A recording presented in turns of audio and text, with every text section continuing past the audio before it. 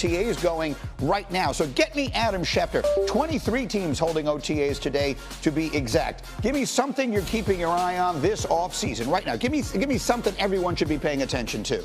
The Cleveland Browns quarterback situation is really interesting right now, but the Cincinnati Bengals and their unresolved contract situation with Trey Hendrickson is such that this is a situation that's been going on for the better part of 2 off seasons. You have a player who led the NFL in sacks last year, Greeny, still has not been paid, still is not happy. Obviously, both sides want to work this out.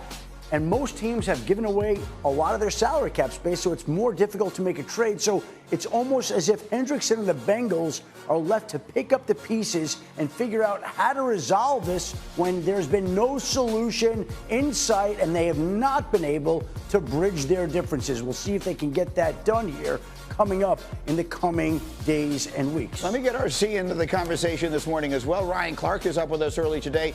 RC, what about this strategy? They paid their receivers. They have the one guy who did anything for them defensively last year, sort of hanging in the wind. How does this work out for Cincinnati?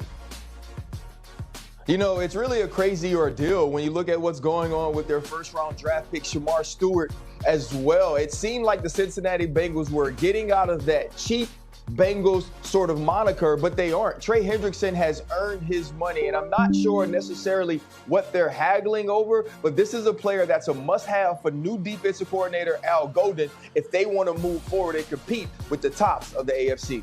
Give me another one, Schefter, you got your eye on. How about something involving Jalen Ramsey? Yeah, the Miami Dolphins have been looking and open to dealing Jalen Ramsey, and there has been interest in him across the league. I think probably more than people realized, and it certainly sounds like in the next couple of weeks, the Dolphins will be able to find a trade partner for Jalen Ramsey, and he will be moving on yet again. Started in Jacksonville, went to the Rams, went to the Dolphins. He's about to find his 4th new team here in the coming weeks. And then let me skip forward to the last one here in the interest of time, because I'm dying to hear what you have to tell me about the situation in Cleveland. Well, Greeny, this is going to be the most interesting storyline all summer long, and they're in OTAs right now, so you know that that's going to be very interesting. We've got the 2 veterans in Joe Flacco and Kenny Pickett. We've got the 2 rookies in Dillon Gabriel and Shedeur Sanders. And, of course, Deshaun Watson's been off to the side throwing, coming off another torn Achilles, 2 surgeries. He doesn't figure in the picture, but Dillon Gabriel and Shedeur Sanders certainly do. And there's not enough room for all the quarterbacks they currently have in their room. It's hard to imagine that they'd move off of Dillon Gabriel or Shedeur Sanders. I think both players wind up making the roster. So then the question becomes, does Joe Flacco or Kenny Pickett wind up winning the starting job? And which one winds up staying in Cleveland? Probably room for one veteran. There's the room right now. It's a little crowded. Deshaun Watson, I would think, would be an IR candidate with the 2 Achilles injuries, the 2 surgeries, and the other quarterbacks will be left to vie for the Browns starting quarterback job. We'll be talking about this all summer. RC, to me, this is going to be the story of the summer and into the season. Do you believe we will see Shedeur Sanders start for the Cleveland Browns sometime next season? You know what? I believe he will start at some point next season. I believe Kenny Pickett will be the front runner. We have to remember he was the 20th overall pick of the Pittsburgh Steelers a few years ago. But everything you're hearing out of Cleveland is how impressive Shedeur Sanders is. This is a guy we talked about as a possible first rounder, and I think he's showing that talent there, and the Cleveland Browns are desperate for a franchise guy.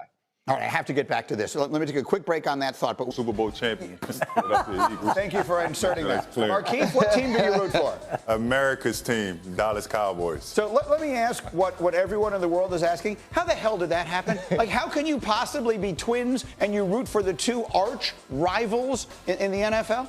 Let's tell them the story. When we were younger, Little Giants was one of our favorite movies. And once he seen that star, he was done. It was just something that he took to, and I couldn't understand it. The 90s. Dallas was America's team. You turn on TV, all you see was a big Greeny, star. they're from Philly. How can I not like the Cowboys? Right. So will you guys go to the opener together, or will you watch it together when they open the season? First game? For a fact, we'd be there. For a fact. Yeah. Okay. No question. Then let's get to it. Markeith, you have a Cowboys-related question for Shefty. For sure. First, I want to say I appreciate being up here with you, Shefty. I've been watching you for a lot of years. Me and brother loves your shows.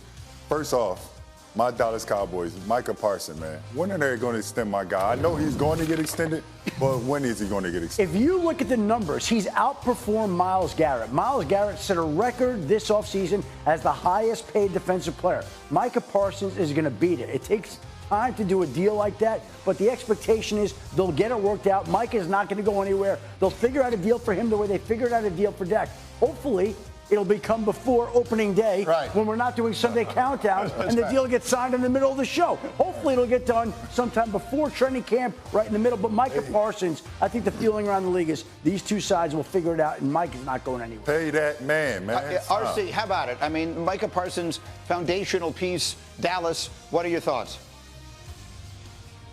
I mean, Micah Parsons fell into the Dallas Cowboys' laps, right? If we knew he would be this good, he would have been a top 3 pick. But you heard early in the offseason that Jerry Jones said he didn't care about Micah Parsons' agent. Well, Micah Parsons' agent is David Mulligetta. And David Mulligetta told me something one time that I will never forget. He said, I will not take $9 on 10. So he is not only going to break Myles Garrett's record, I believe he will obliterate it, and he deserves to. If the Dallas Cowboys do the right thing, they make this work in the way that it's supposed to for the team and the player, now they can continue to build around this linchpin piece on the defensive side of the ball. And the humorous part about this, of course, is Jerry Jones coming out saying he doesn't even know who Micah Parsons' agent is. Well, Micah Parsons' agent also happens to represent another Cowboy headed into the last year of his deal, George Pickens. So now Jerry Jones has plenty of opportunities to get to know Micah Parsons' agent. Yeah, he and David are going to spend a lot of time together. They're going to become very close. Okay, quickly, Marcus, you have a question. Go.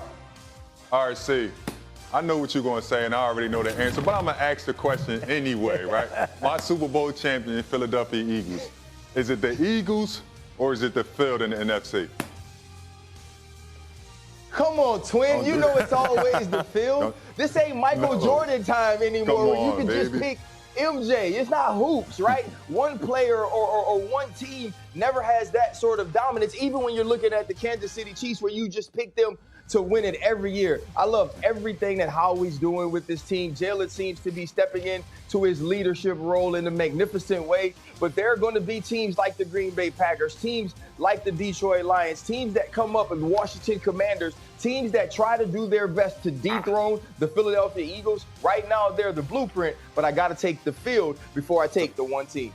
Now, Marcus is not I don't know how you said that. I can't believe you said that. And the NFC East. Eagles get better or worse this offseason? Like, on balance, Super Bowl champions usually lose a lot of pieces. I think they're as good as they were, but I think when you look around at the rest of the teams in that conference, there's some good teams. Like Detroit's going to be hungry. There's some. Tampa Bay has been underrated. Dallas is going to be Washington stuff. Jayden Daniels and say like there's a lot of good teams in the NFC.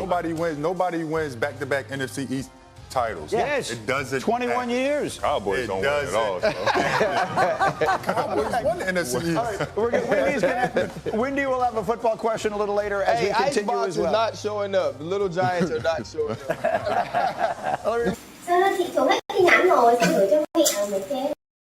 Xin chào tất cả các bạn, chào mừng các bạn đã đến với kênh YouTube của mình. Ngày hôm nay mình sẽ làm một chiếc video là tô màu những sản phẩm, hoa quả, con vật, đồ vật, vân vân. Nếu các bạn chưa biết sản phẩm gì đúng không, thì hãy xem hết video và để lại một cái like và một lượt subscribe để mình có thể tiếp tục động lực ra video nhé. Và bây giờ các bạn hãy xem hết video để biết đó là sản phẩm gì nhé. Bây giờ các bạn cùng mình đi tô màu nào.